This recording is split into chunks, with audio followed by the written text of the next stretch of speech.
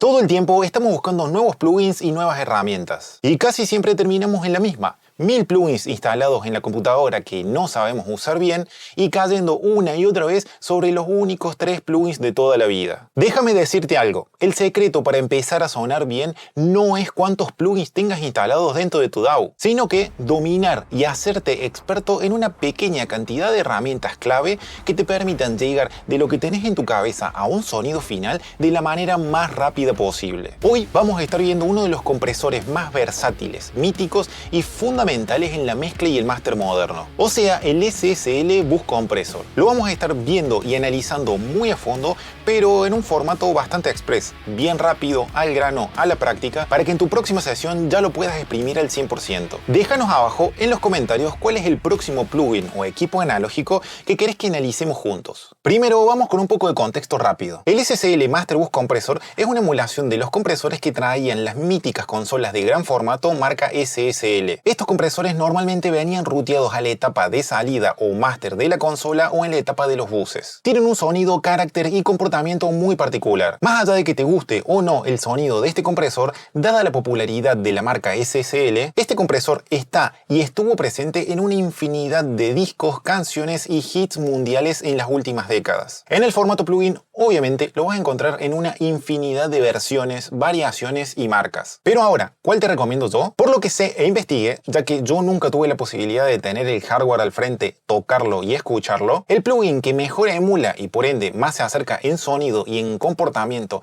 al hardware original es el de Waves, seguido muy de cerca por el de Universal Audio.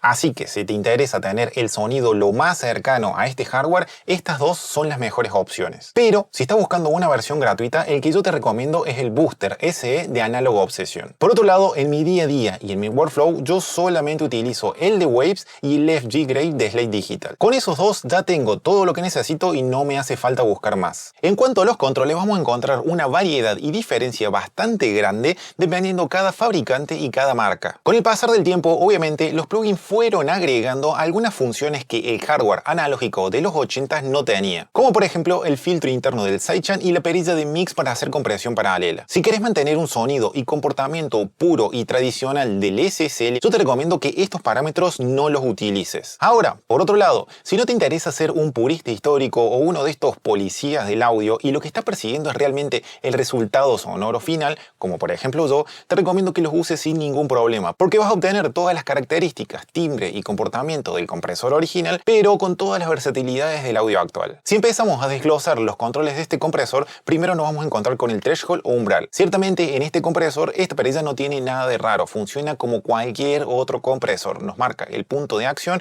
en donde va a empezar a ejecutar la compresión o va a dejar libre el audio. Luego tenemos el make-up o ganancia de compensación, y acá empiezan las particularidades de este diseño. El make-up controla el volumen de la señal comprimida. Esto quiere decir que siempre que tengamos la perilla de mix al 100%, el make-up nos va a trabajar como si fuera una salida general o un control de volumen de salida del compresor completo. Pero ojo que acá hay una trampa en la que muchos caen. Si vos activas la función de mix para hacer compresión paralela, por ejemplo al 50%, el make-up solo va a controlar el volumen de la señal comprimida, no de la señal original. Esto quiere decir que si vos querés compensar el volumen general de salida del compresor para poder hacer AB y escuchar antes y después de la compresión, sí o sí te vas a tener que valer de la función de trim, o si no, dependiendo del plugin te lo pueden poner como un output global de todo el compresor. Si bajas por ejemplo 6 decibeles desde este control, efectivamente vas a estar bajando 6 decibeles a la señal comprimida y también 6 decibeles a lo que te haya quedado de la señal original después del mix. Así que tened mucho cuidado con estos dos parámetros y dependiendo la versión del plugin o el fabricante que estés usando, fíjate desde dónde querés subir o bajar el volumen para poder compensarlo bien. Ahora vamos con lo que yo considero que es lo más importante a tener en cuenta y aprender a manejar en este compresor, que es el ratio. En el hardware del SSL Bus Compressor, la perilla de ratio y la perilla de rodilla están conectadas físicamente dentro del circuito. O sea que cuando mueves el ratio también estás variando paralelamente la rodilla. En el ratio de 2 a 1 tenés una rodilla muy musical y suave. Esto significa que la compresión empieza a actuar de una manera gradual y sutil mucho antes de que la señal llegue al punto del umbral. Esto lo convierte en en un ratio ideal para estabilizar la macrodinámica de un sonido, o sea, mantener la estabilidad del volumen perceptible a lo largo del tiempo de una manera bastante transparente. En cambio, en el ratio de 10:1, la rodilla es muy dura o hard knit, como se le suele decir,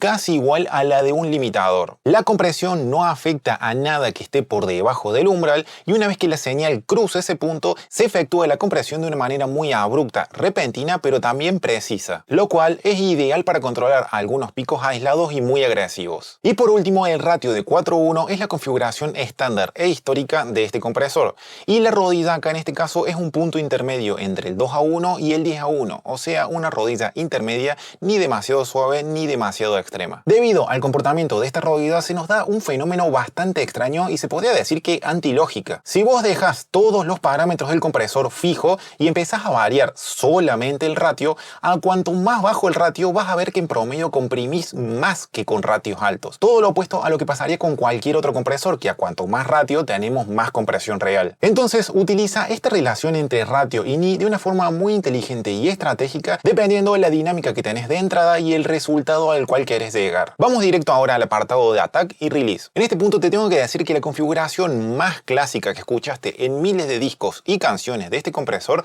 es con el ataque en 30 milisegundos y el ratio 4:1. Yo te recomendaría que siempre empieces por ahí antes de tocar cualquier cosa. Escucha cómo suena ahí y en base a eso empieza a modificar la configuración si lo necesitas. Con respecto al ataque, te comento que rara vez vas a bajar de esos 30 milisegundos. Quizás podés poner el de 20 o el de 10 algunas veces, pero incluso más abajo de eso, este compresor realmente no brilla. Ese tipo de compresión tan rápida te recomiendo que la hagas más con un limitador o con otro tipo de compresor y no con este. Con el release en tiempos rápidos, este compresor es una máquina, funciona muy bien. Si lo seteas en 0.1 o 0.2 vas a tener ese bombeo y esa sonoridad hermosa clásica de este tipo de compresores. Pero ojo, usa estos tiempos fijos solamente si tenés una base muy estable rítmicamente y encima que sea repetitiva, como por ejemplo algo techno, house o reggaetón. No te recomiendo que lo uses en estos tiempos si tu base rítmica va variando mucho o tiene muchos matices intermedios. Para estos casos siempre te voy a recomendar que uses el release en modo automático. En este modo el release es adaptativo. El compresor va leyendo en tiempo real la envolvente y la caída del sonido y va ajustando o variando en tiempo real el release para evitar bombeos extraños, glitches o que la mezcla respire mal, por decirlo de alguna forma. Esta función junto con el comportamiento del ratio y la rodilla son los que hacen tan especial y tan icónicos a este compresor. Con respecto al timbre, saturación y curva de ecualización, cada marca lo maneja de una manera distinta. En algunos plugins, como por ejemplo el FG Gray, vamos a encontrar un knob o control aparte independiente para regular la cantidad de saturación armónica que queremos agregar. Podemos ir desde solo el comportamiento y que sea muy transparente hasta tener el 100% o incluso exagerada la saturación propia del compresor. Pero en otras marcas tranquilamente nos podemos encontrar con que no hay ningún tipo de botón y eso ya está preseteado y listo. O en otras, como por ejemplo el de Waves, podemos encontrar un botón de encendido y apagado. En este caso, en el de Wave, por lo que tengo entendido, el botón cuando está apagado ya está implementando un poco de la saturación y cuando lo prendemos simplemente exageramos un poco más esta coloración y esta saturación y además le agregamos el zumbido analógico de fondo y algún que otro glitch. Yo personalmente no lo prendo nunca, me parece una locura agregar ruido adrede adentro de la canción. Antes de continuar con el video de hoy, te recuerdo que nos podés ayudar muchísimo dejando tu like y suscribiéndote. Además, si querés ayudarnos de forma directa a mejorar la cantidad y la calidad de nuestro contenido, en la descripción vas a encontrar el link al Patreon y Cafecito. Por otro lado, si estás buscando clases o mentorías de mezcla, máster o producción musical, te cuento que todavía tenemos cupos abiertos. Solamente tenés que escanear el QR que te aparece en pantalla que te va a derivar directo a un chat de WhatsApp con nosotros. O si no, en la descripción vas a encontrar el correo electrónico de contacto. Y ahora sí, continuemos con el video de hoy. Después de todo esto, viene la pregunta del millón. Ok, todo muy lindo, Luca, pero ¿dónde pongo estos compresores? ¿Y para qué? La realidad es que este compresor es un clásico por algo, porque entra prácticamente en todos lados. Y es extremadamente versátil. Pero para ayudarte, hoy te voy a dejar un par de pautas en donde este compresor brilla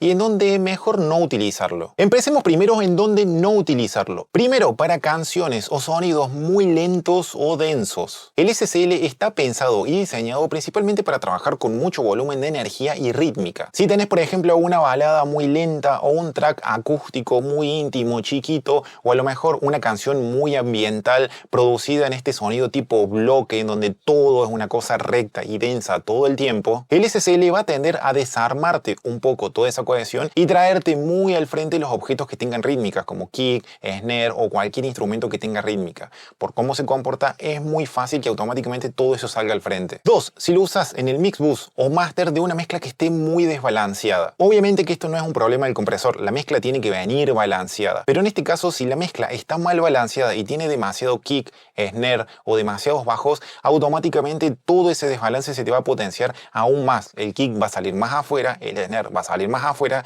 y si estás muy pasado de graves, automáticamente el compresor va a empezar a comprimir todo el tiempo y vas a perder gran parte del low end. Si quieres el timbre del SSL en una canción que vos identificas que está así desde un inicio, te recomiendo que primero arregles todo eso, lo emparejes y recién ese resultado ya un poquito mejor empaquetado y más arreglado, lo pongas adentro del SSL para sacarle el timbre. Y 3. En pistas individuales.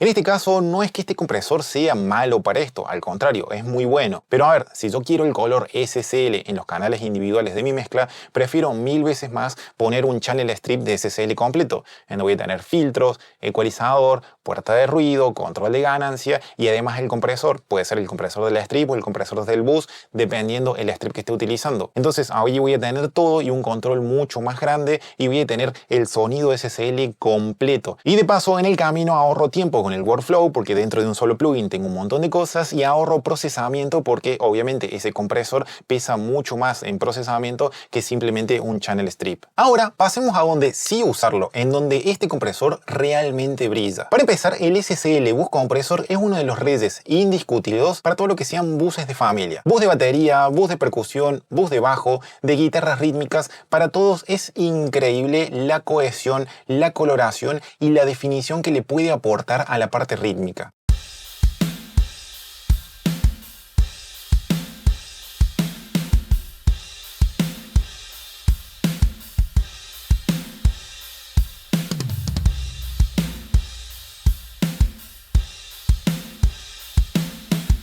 Y por supuesto no podía faltar este compresor en el mix bus o en el bus master de tu mezcla. Si querés que tu base rítmica suene muy cohesionada, con mucha pegada y con ese efecto gluing como que todo bombea al mismo tiempo, este compresor debería ser tu primera opción siempre. Yo de hecho lo tengo siempre preseteado y el primer compresor a donde voy es a ese. Si ese no queda, recién ahí me pongo a buscar otra opción. En géneros como el pop rock, el rock, el metal, el indie, el SSL configurado en ratio 4:1, ataque en 30 milisegundos y release en auto o en 0.1 es prácticamente parte del ADN del sonido de estos géneros.